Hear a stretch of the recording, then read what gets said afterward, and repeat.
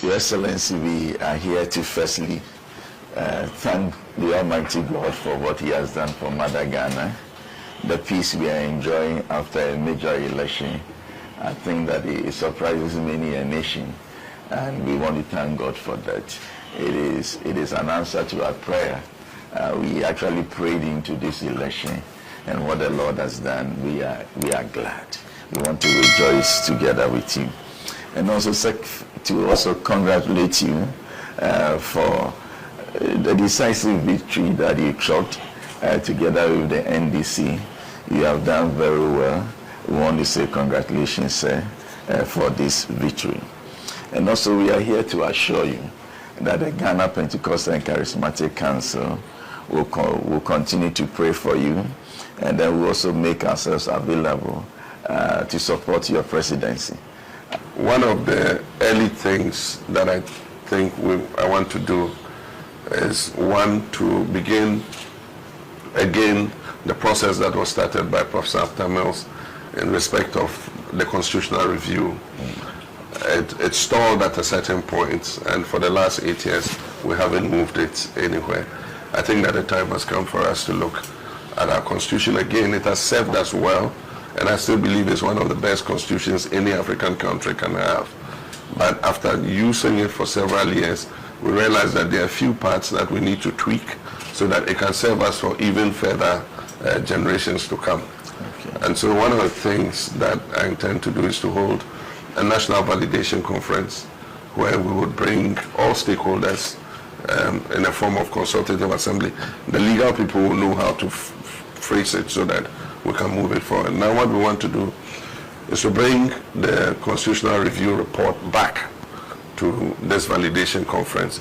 There might be things that we flagged that we wanted to amend that might not be necessary again this time.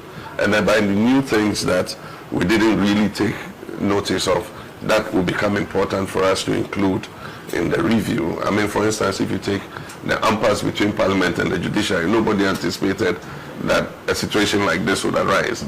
But once it's arisen, we must clearly state what the mandate of the Speaker is, so that it's unambiguous, so that nobody has to go to the Supreme Court to seek interpretation about what the Speaker's role is when vacancies occur. So these are some of the things that I think a validation conference like that will help to streamline. And once we've done that, we can separate the two amendments. We have the entrenched clauses and we have the non-entrenched clauses. The non-entrenched clauses are easy to pass because it just has to do with Parliament. And so once we all build a consensus around the non-entrenched clauses, we can send them directly to Parliament. The entrenched clauses are going to be more difficult, but we need to build a consensus around them. They are more difficult to amend because you need Parliament to validate it, and then you need to go for a referendum to the people.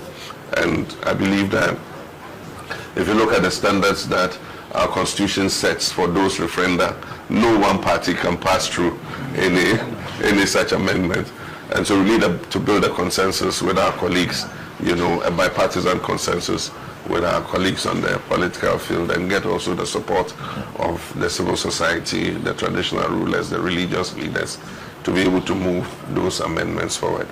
So that's one of the first things that I think I'll be consulting you on immediately after we come to office and start the planning towards this validation conference. Apart from that, the priority really is the economy. The economy, even though the president sounded very upbeat about the third quarter growth, from the little briefing I have, the economy is still very sick. And there are many areas that we need to work on as quickly as possible, especially the energy sector.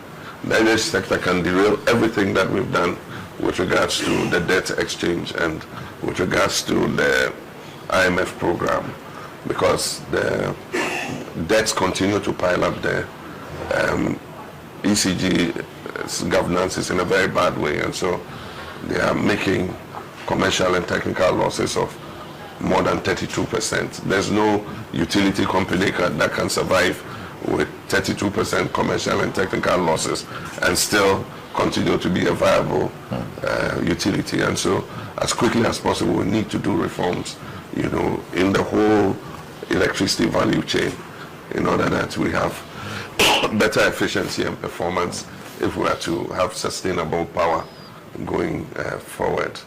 The priority is to stabilize the economy, reduce waste, rationalize taxes, because Ghana is increasingly becoming a high cost point of doing business. If we are to remain competitive, we must rationalize the taxes, make them more transparent, so that foreign investors feel attracted to come to our country, to come and set up, businesses and industries, so that we can get employment for our young people. There's a limit to how much government can employ. We're a country of more than 30 million people. The number of people on government's payroll is less than 1 million. And so it just shows that the public sector is not the viable option for creating jobs. It's the private sector. But how we grow the private sector, not by lip service, but by giving concrete assistance to that sector, is going to be very important. And of course, building up agriculture and agribusiness and agro-processing, which is an area that can employ very many more people. It's something that we need to look at and expand. So there's a lot that needs to be done, but God never gives you a load that your neck cannot carry. So once He's giving me this load, it is my hope that He will strengthen my neck so that I'm able to carry that load. But I can